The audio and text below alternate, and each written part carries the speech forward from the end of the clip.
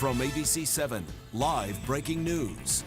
That breaking news: an explosive wildfire in the East Bay. Hundreds of acres scorched in a matter of hours.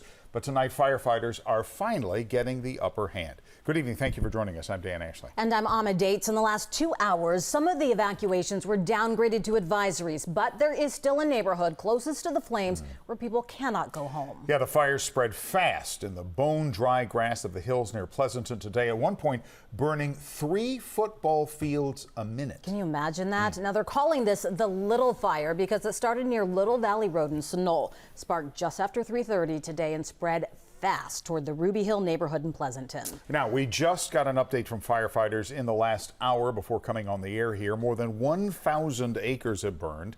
Tonight, containment is at 10%. That hasn't changed in the last few hours. One firefighter was hurt when their fire engine rolled over. There are evacuation orders still in effect tonight, though some have been lifted. Take a look here at Alameda County's evacuation map. Those pink areas are the mandatory evacuations, which are expected to stay in effect all night. It includes the Ruby Hill neighborhood filled with large homes. The blue areas are where evacuations were lifted about an hour and a half ago. Now, we have complete team coverage tonight tracking the fire, the evacuations, and the air quality concerns for the East Bay. ABC 7 Eyewitness News reporter J.R. Stone leads us off with new information from firefighters tonight. J.R. Amma, Dan, all is quiet on the backside of this fire. And keep in mind, CAL FIRE does have the power to fly airplanes and helicopters at night. But so far, we have not seen that. If we did see that, we would see that aircraft directly over that ridge behind me. Nonetheless, firefighters are on the ground. They are near homes, and they are working to protect those locations. CAL FIRE taking the firefight to the air in Alameda County as hundreds of acres burn near Pleasanton. The whole hillside was on fire and smoking like mad. In total, 3 helicopters dropped water on the flames, and 5 air tankers worked together to drop fire retardant, according to CAL FIRE. Dozers were busy at work along steep ridges, along with fire crews hiking that terrain as well. In fact, CAL FIRE tells us one firefighter was injured. Unfortunately, we did have a CAL FIRE engine rollover. One firefighter injury was transported to a local hospital, but he's in good spirits. Through the day, all eyes were on the smoke in the air and the flames below. But every once in a while it would hit a tree and you would see the flames shoot and spiral up what must have been 20, 30 feet tall in some spots. It's unclear what started the fire, but witnesses say construction was going on here on Little Valley Road, an area that investigators were focused on.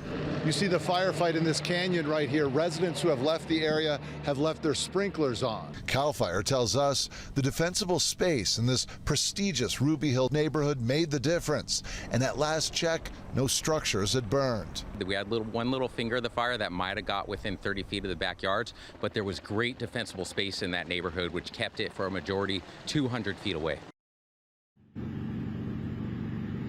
And as for the weather conditions, it was breezy this afternoon. It's more breezy tonight. I look off into the distance and I can see some flags, and they are whipping around. And there is a hope that that does not impact the firefight against these flames and against these hot spots.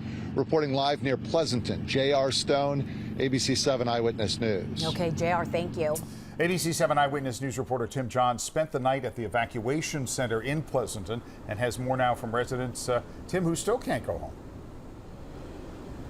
Yeah, Dan, that's absolutely right. I'm here outside the Pleasanton Senior Center, which, as you so rightly say, is serving as the main evacuation point for people who live nearby. Now, we've talked to several people inside all night long, and all of them say this experience has left them with a lot of anxiety. What started out as a normal day soon turned into a terrifying afternoon for Pleasanton resident Sue Fox. I saw the smoke coming down the hill, quite a lot of billows of smoke coming toward our street and our house. Fox, along with dozens of others who live in the area, were evacuated Tuesday after the so-called Little Fire exploded in size. I'm not really nervous, little anxious. Many residents ended up here at the Pleasanton Senior Center, which is being used as an evacuation meeting point. That includes Julie Dean, who says she sprang into action after getting a phone alert. Dean tells us she immediately got a few belongings and put herself, her 84-year-old mom, and another elderly neighbor into her car. I get scared later. I panic later.